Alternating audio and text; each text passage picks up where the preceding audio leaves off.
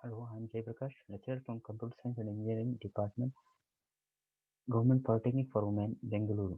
Today, I'm going to give the last session on the basic input-output operations of Unit 2. Okay, so previously we have covered the sessions. What is mnemonic code? So whatever the instructions that we write, it is cannot be understood by the computer. We have to convert into the machine readable form. So the assembly level language follows a different mnemonic code or the standards that the methods which has to be written. The assembly language shall follow the different methods.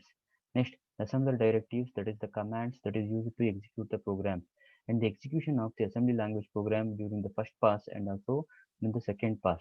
Okay. Next, the basic input-output operations. All the data on which the instructions operate are not stored in the memory. So whatever you write the data, it is not stored in the memory directly. So we need to transfer the data to the memory. Okay, the data need to be transferred between the processor and outside world, that is the disk and the keyboard. So whatever the data that is passed from the keyboard, it has to move to the memory, and from the memory the data has to be moved to the processor. Thus, the input operations are essential. The program control input output example. Read the character from the keyboard and display it on the display area. There is a difference in the speed between the processor and the input output devices. So whatever the character you have typed, it has to be get displayed to the human being. Okay, you have to see whatever the key what you have pressed. The difference is the speed between the processor and the input output devices. Hence requires a mechanism to synchronize the data transfer.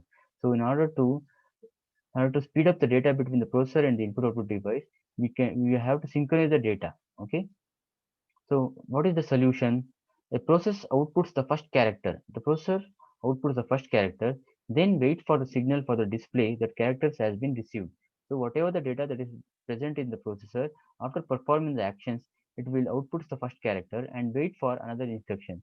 It then sends the select character, second character. So this is how the data will be get displayed on the output device. The input is sent from the keyboard in the similar way. So whatever data you type, it has to move to the memory.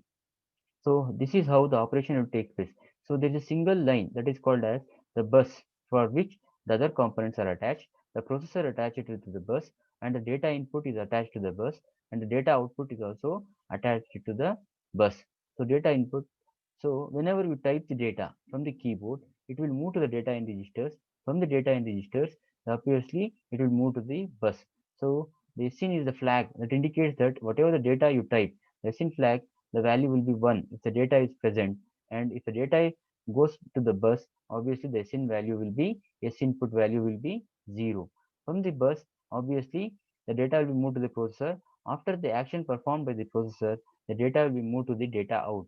So data out register holds the data, and then S out value flag will be 1. Okay, and so data out display, the processor displays the data from the data out registers to the output devices. So this is how. For example, on striking the key or character code stored in the 8-bit buffer register, the register is called as data in. Data in is the, the register which receives the data from the input devices. The processor is informed that the valid character is in the data in by setting the status control flag SIN to 1. So SIN is the flag. So whatever the data you enters, if the data resides in the registers, obviously the SIN flag sets the value to the 1. When SIN is set to 1, the processor reads the contents of the data in.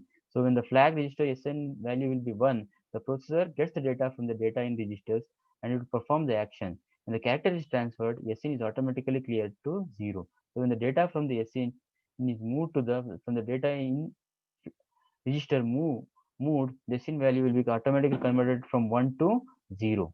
So the operation performed are read write. Read the SIN flag. So if the value is 1, read the data. Branch read wait if SIN is equal to 0, and then transfer the data into the register R5. These are the operations by read wait is performed.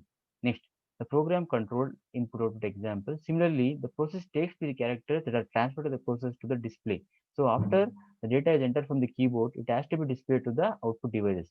A buffer registers data out. So initially for taking the data from the keyboard, we use the data in registers. In order to output the data, we are going to use our register data out. And the status control flag S out is here. If we want to output the data, when S out is equal to 1, the display is ready to receive a character. So S out tells that the character needs to be displayed. So when the SOut is cleared once. So when it sends the data from the data out register, the SOut value will be 0 once the character from the data is transferred and it is displayed. Write weight. Here, read the SOut flag and branch to the write weight if the SOut is equal to 0 and transfer the data from the register R5 to the data out.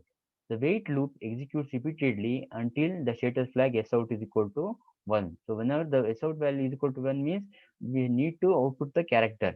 That's why the value of the SOut will be 1. Then the character from R5 is transferred to data out to be displayed. So whatever the data from the R5 registers, it has to be out to be displayed from the data out registers, which is that clears the SOut flag to 1. So from this topic, we will conclude that what are the topics we have covered here?